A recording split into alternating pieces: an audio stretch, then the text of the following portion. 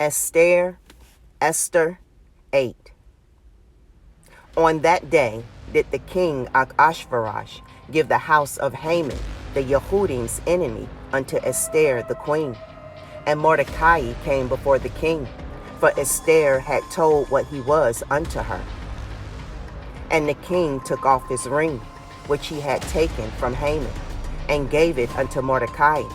And Esther set Mordecai over the house of Haman.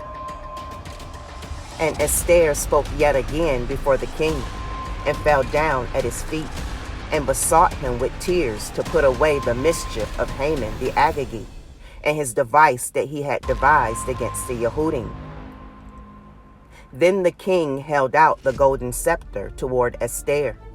So Esther arose, and stood before the king, and said, If it please the king, and if I have found favor in his sight, and the thing seem right before the king, and I be pleasing in his sight, let it be written to reverse the Cepher devised by Haman, the son of Hammedatha the Agagite, which he wrote to destroy the Yehudim, which are in all the king's provinces.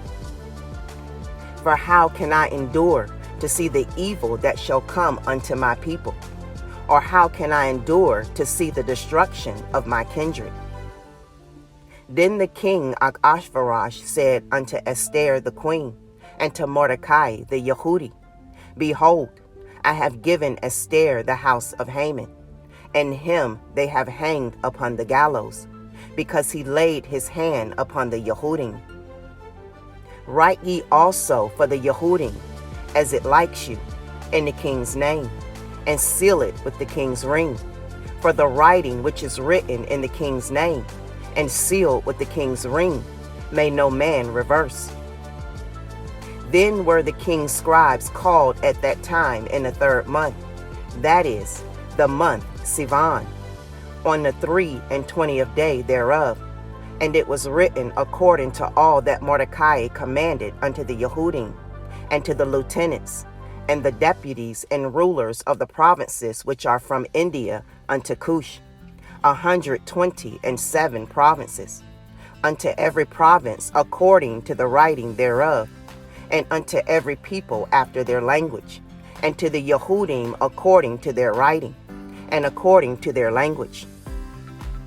And he wrote in the king Ahasuerus' name, and sealed it with the king's ring, and sent Cepher by post on horseback, and riders on mules, camels, and young dromedaries, wherein the king granted the Yehudim which were in every city to gather themselves together, and to stand for their life, to destroy, to slay, and to cause to perish all the power of the people and province that would assault them, both little ones and women, and to take the spoil of them for a prey. Upon one day in all the provinces of King Ahasuerus, namely, upon the 13th day of the 12th month, which is the month Adar, the copy of the writing for a commandment to be given in every province was published unto all people, and that the Yehudim should be ready against that day to avenge themselves on their enemies. So the posts that rode upon the mules and camels went out, being hastened and pressed on by the king's commandment. And the decree was given at Shushan the palace. And Mordecai went out from the presence of the king in royal apparel of blue and white, and with a great crown of gold, and with a garment of fine linen and purple. And the city of Shushan rejoiced and was glad. The Yehudim had light and gladness and joy and honor.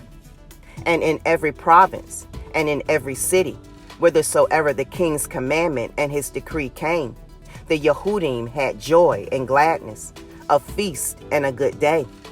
And many of the people of the land became Yehudim, for the fear of the Yehudim fell upon them,